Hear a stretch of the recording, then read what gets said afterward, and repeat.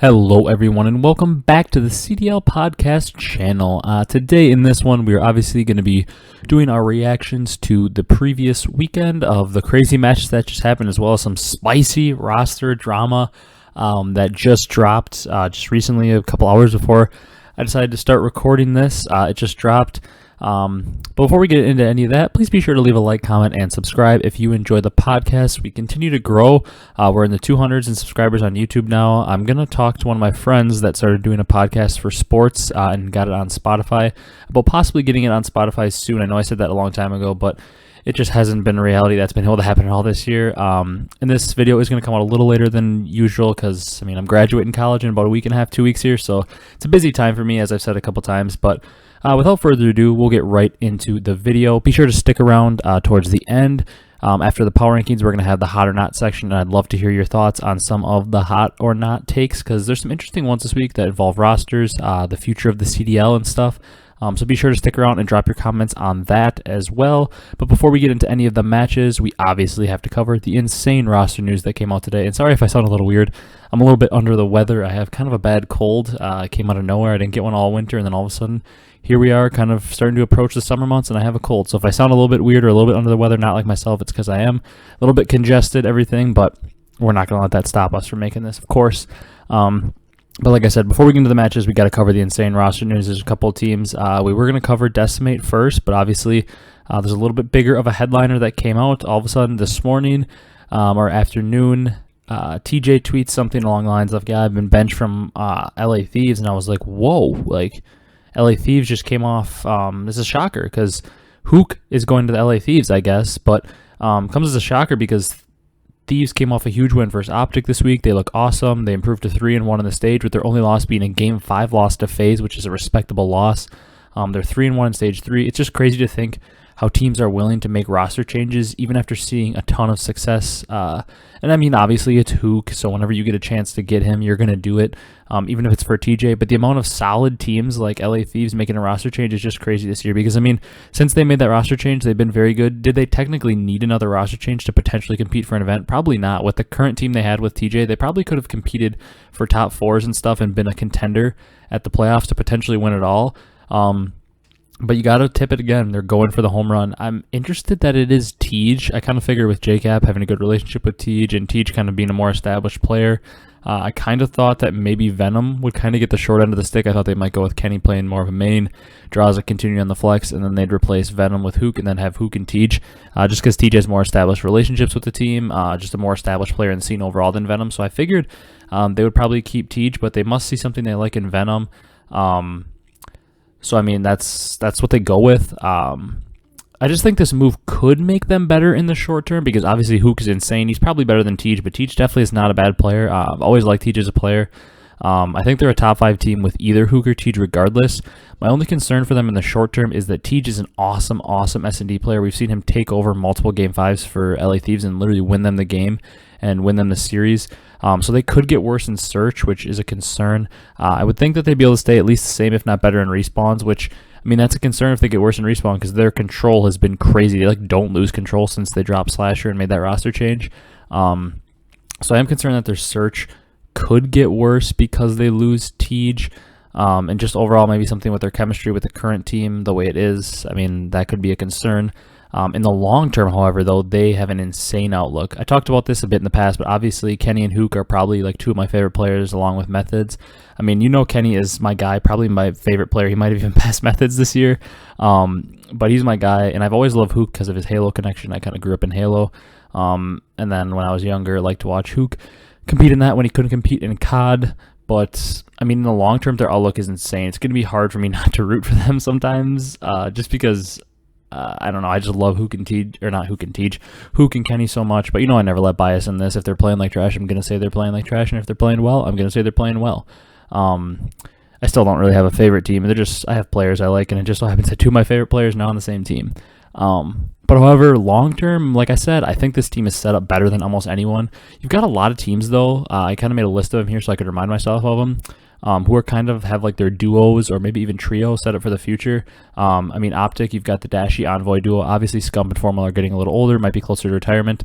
And you've got a very good young sub in Envoy and a very good flex AR in Dashy, who also are both, I mean, pretty charismatic, good on camera, good at speaking. So they kind of, an Optic, that's important because they're obviously going to have to make content.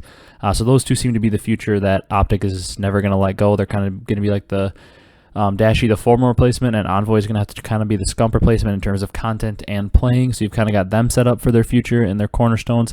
Faze obviously has a Tiny Terror, Simp and Abezy, and even Cellium you could throw in there for a trio. Empire maybe with Shotzzy and Illy. I think Shotzi's probably a cornerstone. Then Illy is very young and probably a cornerstone as well. Obviously, Krim is kind of like a cornerstone piece, but I'm only saying young players in this case, so that's why we're not including Krim. Even then, you've got like Toronto with Kleenex, Cammy, and Insight, like a young trio. They have kind of a building block, and now you've got Thieves with Huke and Kenny. You can even argue a couple other teams like Skies and Big Wake, maybe New York even with like a Seam and Hydra or Mac and Hydra maybe. I mean, you've got a lot of teams that have like duos or trios that they seem to be building around as a franchise, and I think that now Thieves becomes one of the teams with the best building blocks for a franchise, and I think it's scary that these two are allowed to team together because raw talent-wise, Huke and Kenny could be one of the best duos out there. I hope they stick with them for like 5+ years and make them the best duo to build around. That's going to be about it for the Huke talk because we are going to talk a little bit about LA Thieves in the hot take section and something I want to see them do for their future franchise. And then I'm also going to have more thoughts on Tej and where he should go in my hot take section quickly at the end. So be sure to just stay tuned in for that and comment your thoughts on that because I really do like to hear your thoughts on some of the takes I offer, even if I don't believe them. You'll never know, but I like to just hear what you guys' thoughts are on some like takes that kind of just go through my head and I'm wondering. I know people think about them, so I like to hear them. Then the other roster news we've obviously got to touch on. Decimate is in for Looney. I like the move, but I would say the first word that came to mind was underwhelmed. I think they should have went all in for Huke. Maybe they did. I don't think we'll ever know, but maybe finances didn't work, or maybe Huke. It sounded like Castro said he was going to trade Huke to where he wanted to go, and I'm sure Huke probably said like, you know, Florida is an option because I'm sure playing with Big Wake and Skies was intriguing, and I'm sure he said obviously if I can get myself to like Optic, I'd go there, but Optic probably wasn't an option. Or I mean, not probably, it wasn't an option, but I'm sure he probably would have been open to that as well because who wouldn't want to play for Optic? And then I'm sure he said 100T if that's an option, and he probably didn't think it was. And then all of a sudden 100T came up. I'm sure he could have maybe been traded to Seattle. I'm sure they would have paid for him, but it sounded like he was going to get to where he wanted to go. And I'm 100% sure he would have rather played with guys on 100T because they've been playing so well lately rather than a team like Seattle who's struggling. He probably didn't want to have to go in and fix a team. He'd rather just join a team that's good and try to make them better, just like anybody would want to do. I wish they would have went after Huke because they would have been nasty. Or maybe they could even have gone all in on like Vivid or waited and grabbed Tej after this roster move. I think they can definitely improve with Decimate, don't get me wrong. I think they probably will get better. But we've seen him before in the league. He's a very good player that deserves to be in the league. I just don't know that he's a superstar that they need. I feel like he's more of a gap filler and a good sub. It's just crazy that one unfortunate circumstance with rosters going into MW gave Octane a bad roster to start, and we haven't seen him on a good team since BO4. It sucks not having Octane be on a top team and seeing him compete for championships. I think they can be in the middle of the pack again with this roster, but I think that's about it. I think they'll be like a middle of the pack team. Would have liked to see them get Tej, possibly, like I said. The one thing I talked about a little bit on Twitter, Looney, I kind of feel bad for him. I understand that if they're going to make a roster change, Gunless has been playing pretty well. Octane's Octane, you're not going to drop him.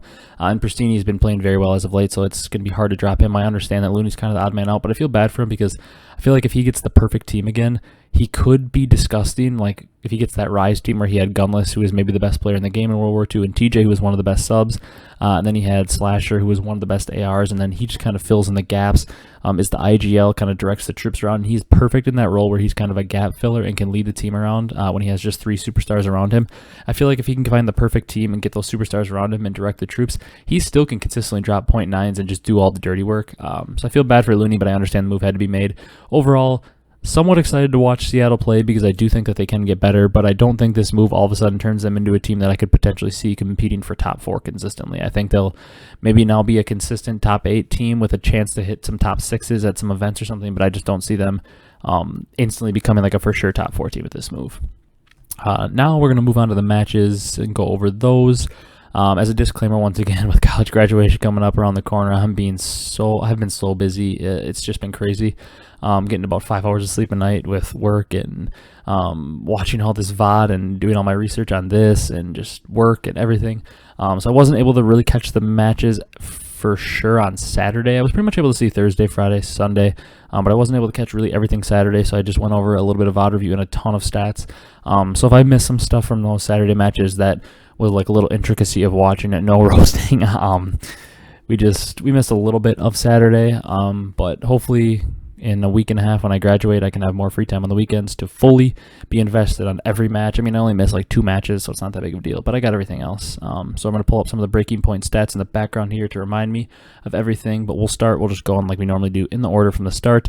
First series of the weekend started out with a bang. I said the first day wasn't all that good because it was New York versus London and then Faze versus Thieves, which I was excited for the Faze Thieves, but I saw New York London. I'm like, well, since New York just beat Faze, that's going to be probably a blowout.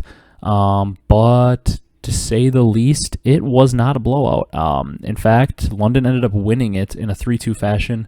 Obviously, I didn't pick this one correctly because many people, unless you're a London fan, you probably picked it incorrectly. Overall, like, kind of, I feel like just maybe a growing pains kind of series for New York, but I also don't want to fully take away credit from London because they also have a new roster, and Paul and Zap played awesome in this series. I mean, Zap was 74 and 71 overall.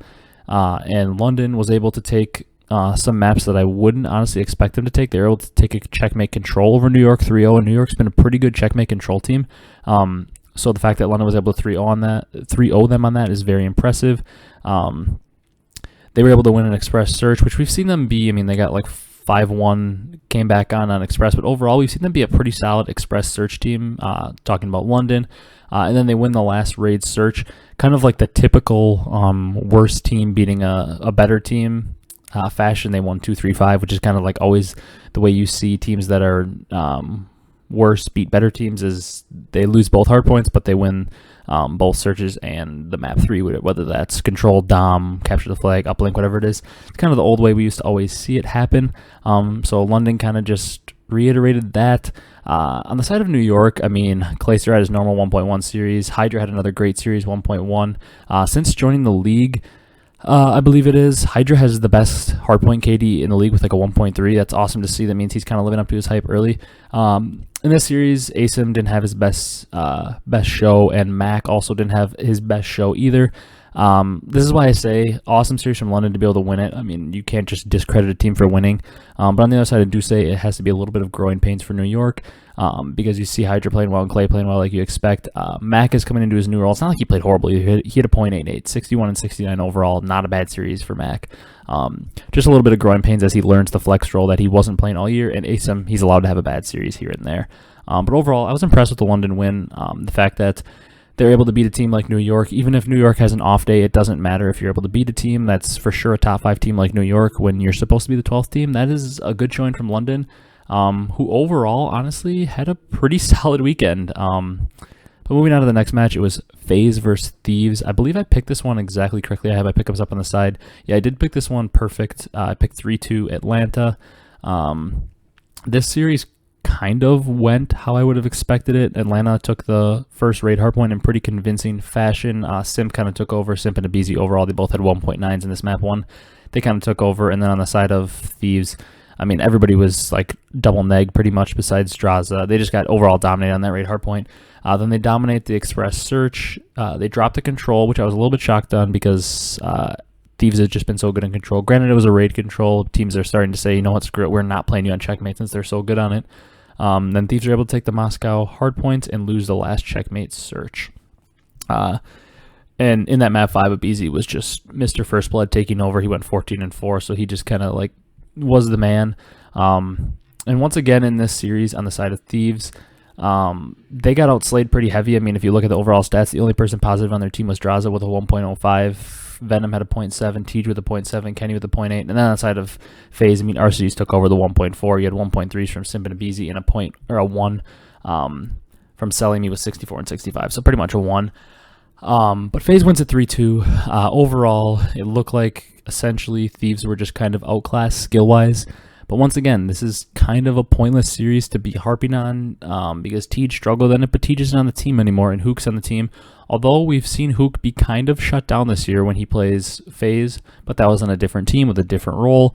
Who knows, maybe the map might be a little bit more opened up. Huke is a fast player that likes to hit flanks, and TJ also does that as well, and I'm really intrigued to see them because obviously their pace with Draza and Kenny being their ARs, those are two of the faster ARs in the league.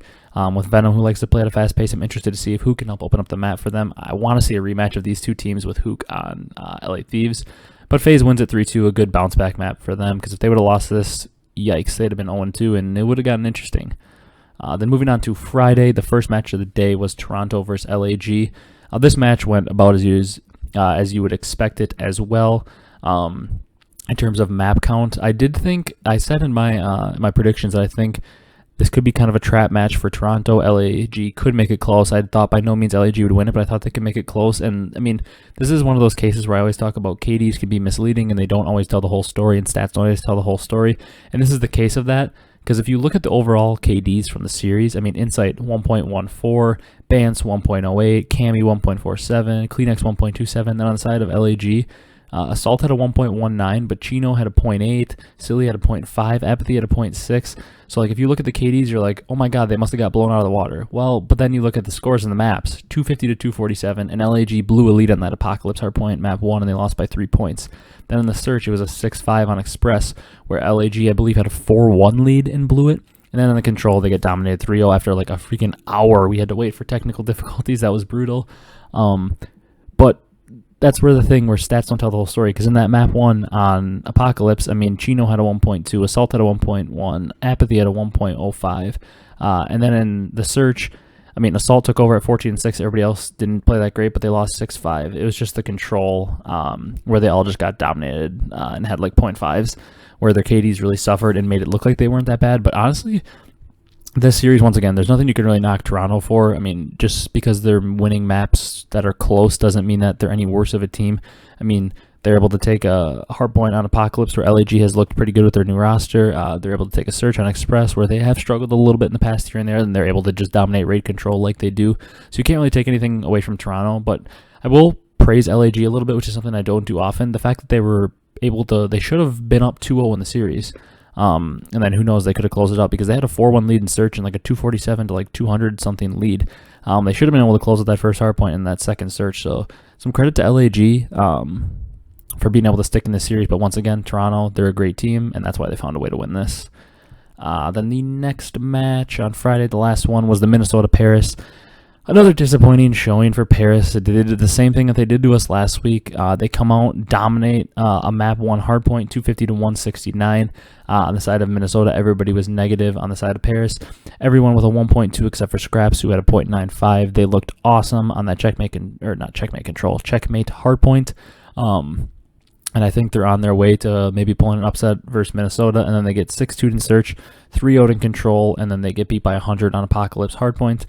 Overall in the series, I mean, everybody on Paris was a 0.9 or lower, and then everybody on Minnesota was a 1.1 to a 1.2. To me, the struggles on Paris are the same. Now, later in the week, they improved on it and won a series versus Florida, which we'll get to in a little bit. But to me, the struggles for Paris are the same. They dominate the first hardpoint, and then they are so bad at search that they just get blown out, and I feel like it takes all the steam out of them. And they're a bad control team since the roster changed, so they get beaten at, then they're down 2-1, and it just seems like all the wind is taken out of their sails because they usually win a map 1. I mean, we saw them do it versus Dallas as well. They dominated. They won the map 1, and then they blow it. It just seems like they're a team that is very momentum-based, and I don't know. It just seems like they're so bad at search that it's almost like they feel so much pressure and they come out so gassed in that map 1, win it, and then they get dominated in search every series. It's got to be kind of taxing on them. But Minnesota overall, good bounce back series because I've been a little bit questioning on them. I kind of think they've been struggling a little bit lately. I'm a little bit worried, but good bounce back from them, especially to bounce back after a tough map 1 and continue to look dominant in control. And it's big for them to win a search as well as a hardpoint because they've been a dominant control team pretty much since this new roster was standy form. They've been very good. Then we've seen them be on and off in search, so it's good to see them win a search, even if it's been against a bad team. And then they've also been on and off in hardpoint, and it's very good to see them beat a team like Paris, whose only mode they've been able to play since the roster change is hardpoint. Then moving into Saturday, once again, this is where I get to the matches that I wasn't really able to see as much, so I did a little bit of VOD review and went over stats a little bit more. So if I don't have as much details in this match, that would be the reason. The first match, relative shocker, because it was Faze London. Obviously, Faze wins at 3-2, but we're expecting them to win this 3-0, 3-1, because they're supposed to be the best or the second best team in the league, and London is supposed to be 12. And slaying-wise, I mean, they outslay them. Everybody on London is negative except for Paul, who was 74 and 73 in the series. Then on the side of Faze, you got Abezy with a 0.9, everybody else with a 1.1 or higher. The first map, London wins it by about 50 on Apocalypse Hardpoint, which is very impressive. Then they lose a checkmate control 6-4 when London wins the control 3-2, which is shocking because London is a pretty bad control team and Faze is a darn good control team. Then Faze took the map 4 Hardpoint and the map 5 Express Search. Overall, I would say this is disappointing for London because they're able to win a control and a hardpoint. And if you would have told me coming into the series that London was able to win a control and a hardpoint, I would have actually thought that they had a pretty darn good chance to win the series because I would think they'd be able to take one search off Faze, who's been struggling in it recently. But unfortunately, they lose both search and destroys 6-4. I really wish London would have won this match too because it would have made things even more chaotic with Faze potentially starting in the losers bracket at the major, as well as London having a 2-0 week beating New York and Faze. Maybe they'd be here to stay. I would honestly say my takeaways from this are the fact that Atlanta was shaky and beat Faze, or not Faze, Atlanta beat Faze, yeah, jeez. You can tell my brain's still congested a little bit from this cold. If Atlanta only beat LA Thieves 3-2 like they did, that's a little concerning, and then they only beat London 3-2.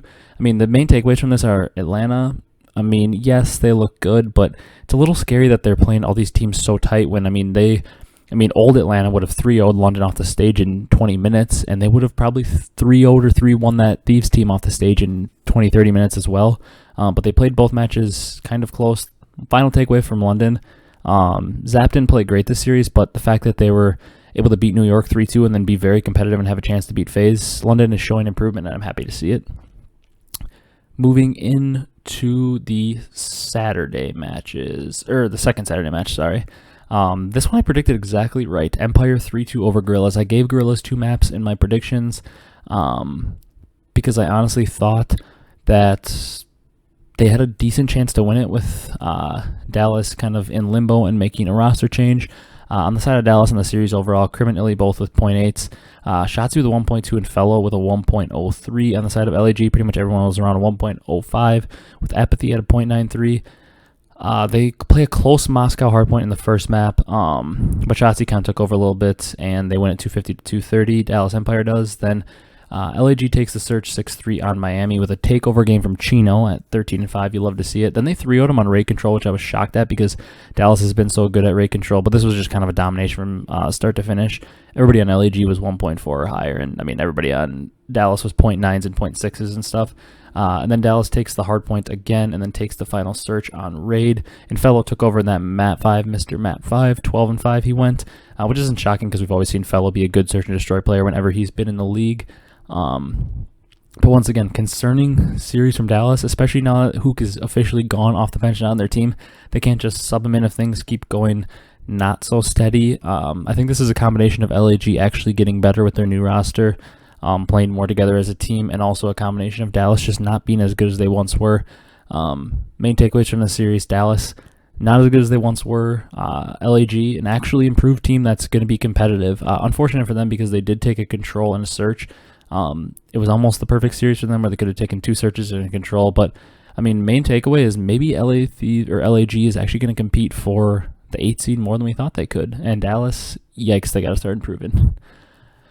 All right, then moving to the last match of Saturday, New York 3-0'd Seattle, kind of the final nail in the coffin for Looney, unfortunately. In this series overall, Mac played nuts, 64-38 domination. Clay was his normal self with a 1.2.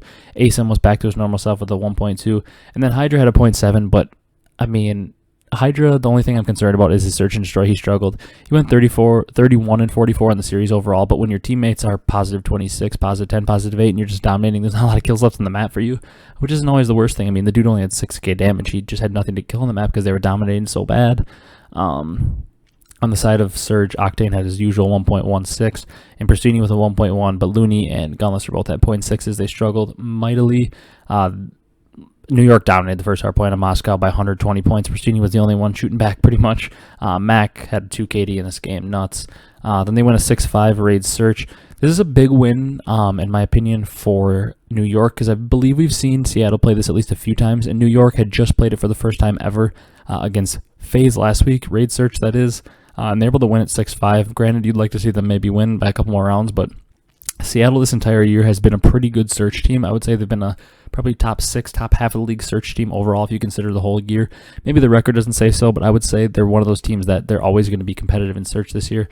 So it's very good to see a team like New York, who's struggling and playing a new map, win and widen their map pool, and then they win the checkmate control 3-2. That's New York's map. It's been their map all year. Mac took over on this map once again with a 1.5. Octane and Pristini tried their best, but Looney and Gunless just had bad series. That's how it goes sometimes. Hard to say any takeaways for Seattle since they now have a new roster. But if Decimate can bring the slaying that Looney wasn't exactly bringing all the time, and they can still be organized without Looney in game, they should be fine. Big bounce back from New York, because them losing to London, we were like, oh no, do we overreact to the roster? But the fact that they dominated Seattle this hard, I mean, I'm pretty confident to say that New York's still a top team. I was a little worried after that first loss. Then moving on to the final 3 matches of the weekend. Sunday, we've got Florida versus Paris Legion. This match was also a good match for me, in my opinion, to get my faith back in Paris and to make the league more interesting, because we'll talk about it a little bit later, but we've kind of got like a battle between like Seattle, Florida, Paris, and LAG, and maybe you could throw London in there, but unless they start to win a ton of matches, they're not really in it for that 8th seed. And it seemed like Florida is almost the favorite with the roster changes and the level of talent, but to see Paris beat them and get some much-needed CDL points and get a much-needed win with their new roster was good. I mean, we saw Classic drop his 0.95. Aqua was back to form in a 1.2, and then Temp and Scraps are both around 1s. On the side of Florida, Neptune had a great series with a 1.2, but Havoc once again struggled at a 0.78, and Big Wake and Skies are both around 1s. I mean, kind of an off series from Big Wake and Skies for their standards. Paris takes the map 1 hardpoint on Garrison like we've gone so accustomed to. I believe they said during the broadcast that makes them now 7 or 8-1 on Garrison hardpoint, which is scary for a team like Paris, because they're somebody that doesn't have a very wide map pool, because they don't, I mean, they're not a great team, so there's not a ton of maps that they're dominant on, so it's kind of scary when they have one map they're so dominant on, because pretty soon teams are just going to veto Garrison against them, and they might be screwed. But they win at 250 to 218, a nice map from Aqua, as well as Classic, and then the search goes 6-5 to the way of Florida, and I want to say watching this, I think Paris blew like a 5-4, 5-3 lead on this map, but I can't remember 100%. The control goes the way of Paris, obviously 3-2-1 on raid, and then the Moscow hardpoint was absolutely dominated by the side of Paris, 250 to 119. Takeaways from this series, once again, we'll get into it later, but I just don't think the Havoc move is the wave. I think he probably didn't play a ton of challengers, and he's just kind of on the back foot. I still think he's a player that should be in the CDL and deserves a spot in the CDL, but I think he's kind of on the back foot. I honestly don't think he played all that much in challengers, and if he did, I think he just might be on the back foot. Maybe he kind of thought this was going to be a year of streaming for him, then all of a sudden he got a chance. So unfortunate that he may not have been ready, but I just don't think him being in the lineup is the move for this team. I think they need to make a move. Then on the side of Paris, my thoughts are finally they're back on track. After I thought they might be back on track versus Minnesota, they finally get back on track, and it was good to see them do it in 3 respawns. They're able to take 2 hard points off a team that has a lot of slaying power and then take a control. So the fact that they're able to take 3 respawns is awesome.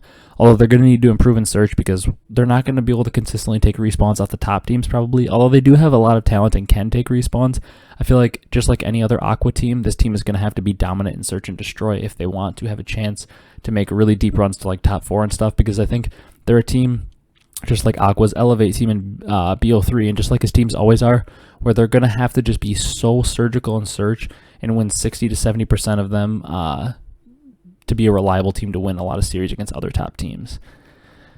Second to last match of the weekend, Toronto versus Minnesota, Battle of the North. Toronto, once again, to me, proved that they're the best team in the game currently. Cammy proved that he's one of the best players in the world with a 1.3 in this series. Insight was himself, typically.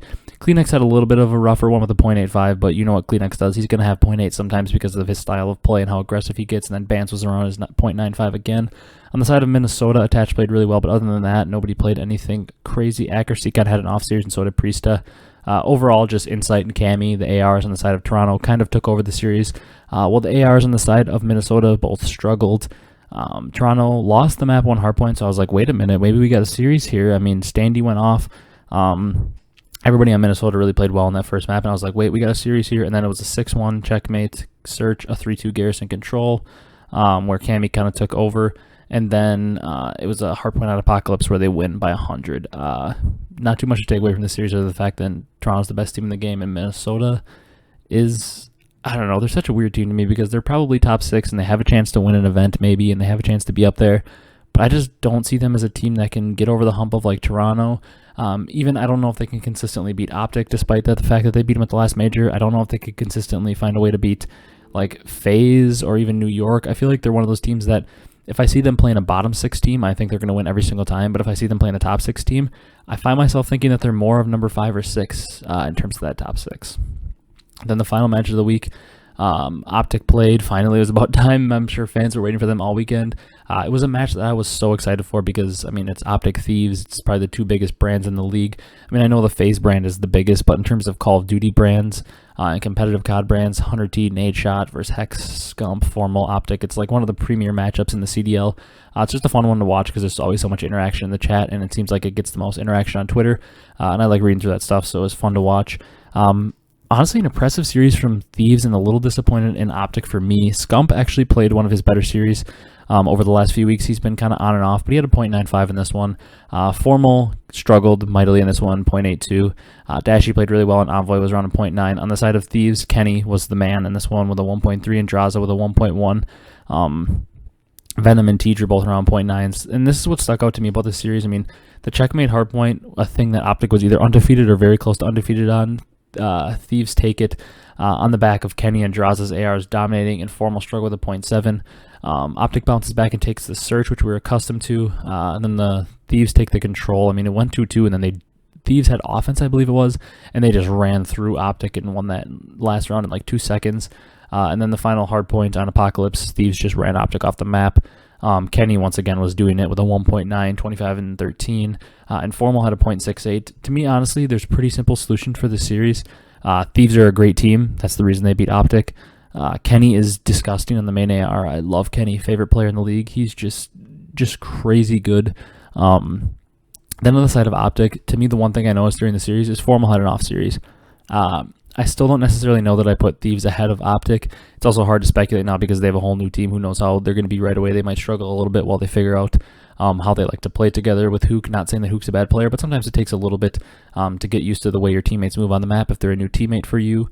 So that might take a little bit, but I honestly feel like this series Scump played pretty well. Envoy didn't play to his normal standards. Dashy played very well, and Kenny was just in takeover mode, and so was Draza for a little bit there. I truly think the series just comes down to Formal not playing as well as he normally does. I think if Formal is his normal self and wasn't getting bodied as much in the respawns, I think Optic could probably have won this series.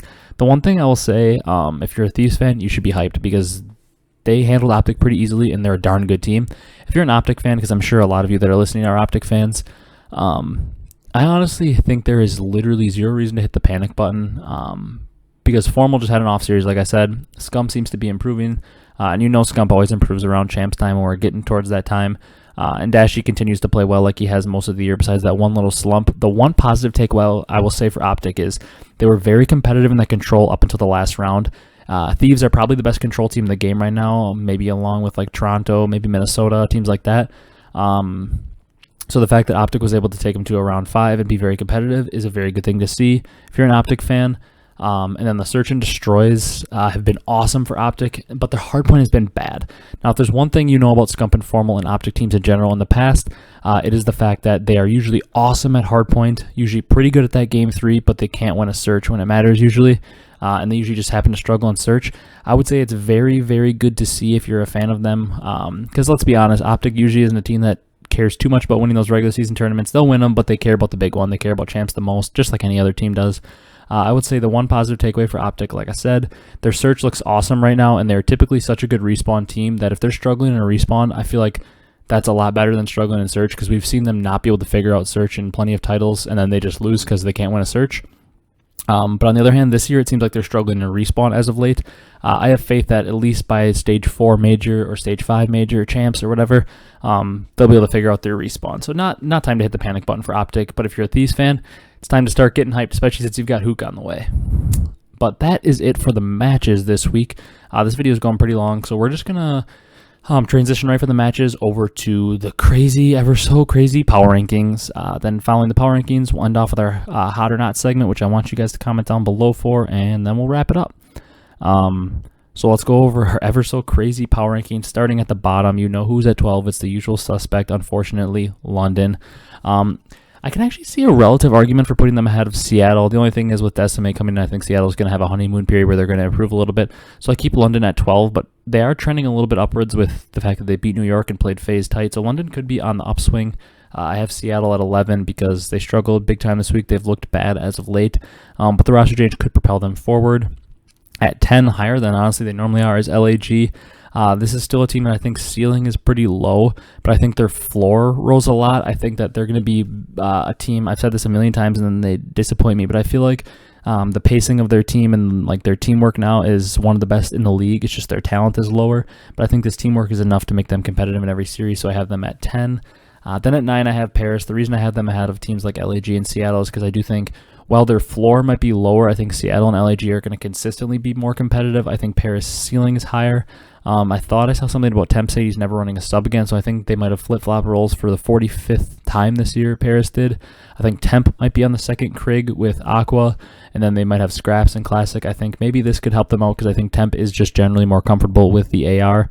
Once you get the Maddox and BO4, he seemed a lot more comfortable. He just overall seems to like that flex type of AR role. So I think Paris' ceiling is higher, and I think they could improve a little bit. I still have Florida at 8 because I still think that Florida is going to make a roster move coming up here soon. I think they're going to get Tej or Vivid for Havoc very soon. I have them at 8 because just overall, once again, when you've got Big Wake and you've got Skies on your team, I feel like their ceiling is relatively high. In the top 7 are the teams that are like pretty much locked into the playoffs, so you can't put anybody in the top 7. So 8 is basically the best of the fringe playoff teams because, I mean, the top 7, we'll talk about it later, and the hot takes are pretty much locked into the playoffs, and it's kind of like 8, 9, 10, 11 are fighting for that 8 seed, and Florida seems to be the best of the pack right now in terms of highest ceiling. Then at 7, the lowest, once again, they're ever going to be probably Dallas Empire. To me, since dropping Huke, their ceiling is just a lot lower. I do think that come champs time, once again, they could creep their way up next week to 6, and then be 5, and then 4, and then all of a sudden come champs time, they're in the top 3, and we're expecting them to have a chance to repeat.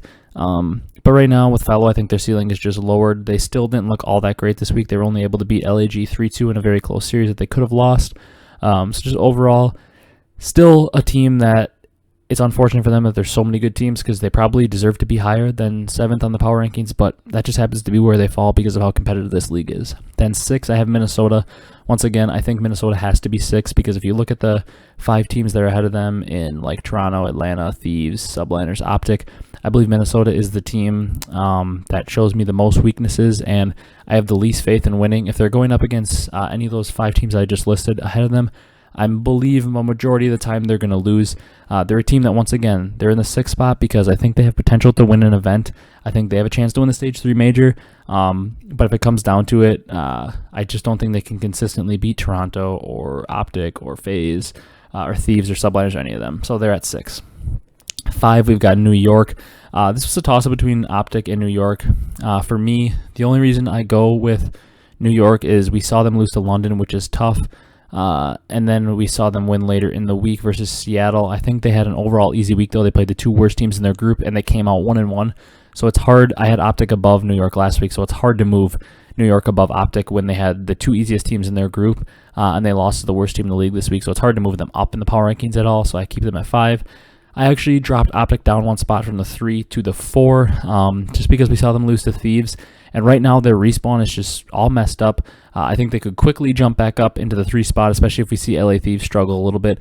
Not that I think LA Thieves is going to struggle with Huke. He's an awesome player. But like I said, sometimes it takes a little bit to figure out how your team works together. So they may struggle just like for a couple weeks off the rip. And that might allow Optic to jump ahead of them, at least temporarily. So I have Optic at 4 because their respawn is struggling big time right now, which is why they can't be 3, which is where LA Thieves goes. Even with TJ, would have kept them at 3 because they're playing so well. But now with Huke, it's kind of more of a speculation pick. I believe they're going to continue to get better. Like I said, maybe in the short term, not as much, but in the long term, I believe by the Stage 3 major, they're going to be looking really good. So I put them at 3. And you know where 2 and 1 go too. I still got to stick with Faze, despite the fact that they played some very, very scary close matches. They still won. So I got to give them the edge and put them at number 2 in Toronto. I mean, they're the most dominant team in the game. For a couple weeks ago, it was kind of a question if they were number 1. Maybe you could still give it to Faze.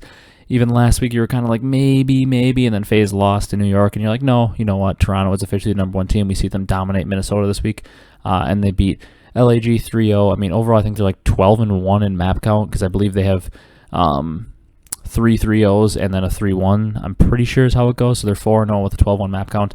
They're the number 1 team in the game right now until otherwise, until other notice.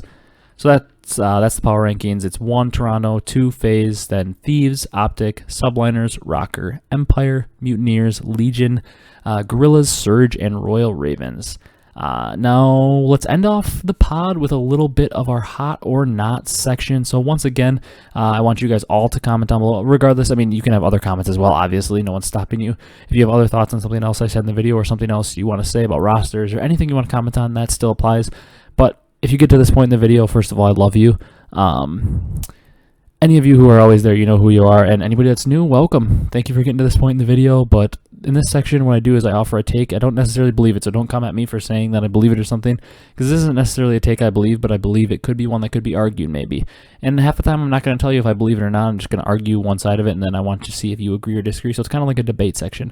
So if you agree, I want you to comment that first take, the second take, the third take. There's 3 of them. I want you to comment, hey, this one was hot, and this is why I agree with it, or that take is not it, and that's why I don't agree with it. So if you're new here, that's what we do in this little section that I just wanted to do a couple weeks ago, and I really like it. So the first take. Florida struck out on Huke, obviously, we know this, so it's time for them to go all in on Vivid or Tej. Florida is officially who we thought they would be with Havoc, in my opinion. They're a decent team who's capable of an upset, obviously, but they're also a team that can get completely outclassed by a Paris team who couldn't even win anything but a map 1 hardpoint since they got their roster change. I just simply don't think that that Florida are good enough with this roster to be anything more than like a middle of the pack team that could fight for that 8th seed and then probably bow out of champs early. But once again, there's no guarantee that they're good enough with Tej or Vivid either, but I certainly think it gives you a better chance to have an ability to crack that top 4 if you have Tej or Vivid over Havoc. And also, it's not like Havoc is like some young franchise player. You could bring in Vivid or Tej, and they could be franchise players to pair with Skies and Big Wake, and then you have a nice little trio while you figure out if Neptune is a part of the future. I mean, I think Big Wake and Skies, it's pretty established, are going to be their AR and Flex like going forward. I think they kind of want to make them their franchise players. And then if you get a guy like Tej or Vivid, they could also potentially be franchise players. You could have a trio, and then you can figure out what Neptune's going to do if he's going to go play Halo Infinite or whatever. But basically, the take is that Florida needs to go all in on Vivid or Tej if they really want to up their ceiling from like top 8, top 6 to actually having a chance to maybe go for that top 4 run. Not saying they're going to be top 4 if they get Tej or Vivid, but they need to go for them so they can have a higher ceiling is essentially what I'm saying. The second and next take here isn't like I don't really have like an official take, but I want your thoughts. Now that LA Thieves cut it off with Tej, Kenny and Huke are obviously their pieces long term. They're going for their franchise pieces. My thought is that they should go all out for Octane this season, kind of like I've said in earlier pods, as long as he is officially a free agent. And then this year they can kind of use this trial period to decide if Venom or Draza could be the future at sub. Obviously, Draza is using a flex currently. He's using more of a second AR, but he is usually more of a sub. And then Venom is also a sub. So this could be kind of a trial period for the rest of this year to decide if they want to keep one of those two as their 4th or look elsewhere in this offseason. Because to me, if your core, you can bring Octane back to your core on 100T as the main AR, allow Kenny to be the flex that he seems to love. I thought always Kenny was just better as a sub, but maybe he's just nasty with the AR, and he deserves to be a flex where he can use a second AR, but also, I mean, in terms of a guy pulling out a 3rd sub, Kenny's probably about as good as it gets if he's going to be your 3rd sub, because if he uses a sub, he's probably a top 10, top 5 sub at it every single year. So if he's your guy that's using your second AR and is pushing the pace faster than a lot of these flexes usually do, he's going to be the best at pulling out a 3rd sub of any flex, and he's just going to be nasty on that role. So if he really wants to do that, you can have Kenny on your flex, Octane on your main, Huke is your main sub, and then you use this time, like I said, to figure out if Draza or Venom is going to be your 4th sub, or you can look in free agency. So essentially, I want you to know if you think they should be all in on Octane this offseason to have the trio of Octane, Huke, Kenny, and then figure out their 4th between the 2 they have or somebody new. I think they are going to go all in on Octane, and I think they're probably going to sign him regardless of what we say in this section, but I want to know if you think they should go absolutely all out for it and move him to the main, then allow Kenny to play that flex. All right, and the last hot take is more based on the league. I just wish there was a way. I want all 12 teams at champs, essentially. I understand we're a franchise league now, and we want a playoff format that you have to qualify for, so it actually the regular season means something and stuff, and that all makes sense. I know, I understand why it's that way, trust me. It probably has to be that way. However, looking at the standings, it's pretty much a guarantee at this point, unless something crazy happens, that Atlanta, Chicago, Toronto, New York, Dallas, LA Thieves, and probably Minnesota are all locked into the playoffs, and that's 7 of the 8 spots already locked up. Minnesota has a little more like towards the bubble in terms of points because they're like 110 and 8 spots at 80, so they're like a little bit more towards the bubble. But for argument's sake, let's say Minnesota continues to play well and we pretty much have them locked in at the as a 7th team making the playoffs. So we have 7 teams locked in already. That means that assuming London is going to miss because they're so far behind, that means only one of Florida, Paris, Seattle, and LAG can make it.